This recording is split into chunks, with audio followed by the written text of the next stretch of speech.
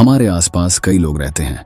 कभी कभी कुछ लोग हमारी तारीफ भी करते हैं। जब कोई व्यक्ति हमारी तारीफ करता है तो हमें सतर्क रहना चाहिए और तारीफ करने वाले व्यक्ति की मूल भावना को समझना चाहिए, क्योंकि कुछ लोग झूठी तारीफ करके हमारा ध्यान भटका देते हैं और फिर हमें नुकसान पहुंचाते हैं।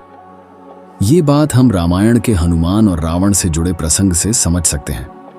श्री राम वानर सेना के साथ लंका पहुंच गए थे। श्री राम, लक्ष्मण, हनुमान, सुग्रीव और वानर सेना ने रावण के कई महायोद्धाओं को मार दिया था। युद्ध में एक दिन रावण और लक्ष्मण आमने सामने आ गए। रावण ने एक ऐसे दिव्यास्त्र का इस्तेमाल किया जिसके प्रभाव से लक्ष्मण कुछ देर के लिए बेहोश हो गए थे। रावण बेहोश लक्ष्मण के पास पहुंचा और लक्ष्मण को उठाने की कोशिश करने लगा।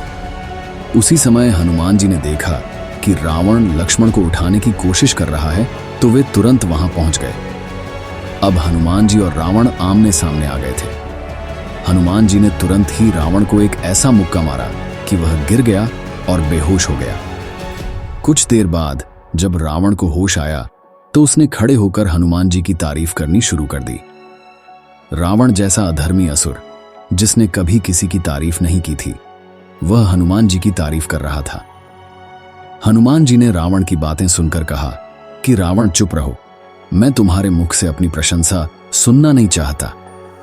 मुझे तो धिक्कार है कि मेरे मुक्का मारने के बाद भी तुम जीवित बच गए। तुम अभी भी जीवित हो, ये मेरी ही कमजोरी है। हनुमान जी की ये बातें सुनकर रावण समझ गया कि ये व्यक्ति अपनी झूठी प्रशंसा के झांसे में नहीं आएगा। हनुमान जी लक्ष्मण को लेकर तुरंत वहां से आगे बढ़ गए। हनुमान जी जानते थे कि रावण जैसे लोग तारीफ करके दूसरों को भटका देते हैं, फिर पराजित कर देते हैं और हमें नुकसान पहुंचाते हैं। हनुमान जी की सीख: जब कोई हमारी प्रशंसा करता है तो हमें उस व्यक्ति की नीयत समझने की कोशिश करनी चाहिए।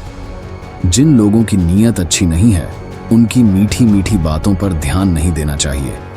ऐसे लोग झूठी तारीफ करके हमें हमारे लक्ष्य से भटका देते हैं और फिर हमें नुकसान पहुंचाते हैं। इनसे सतर्क रहना चाहिए।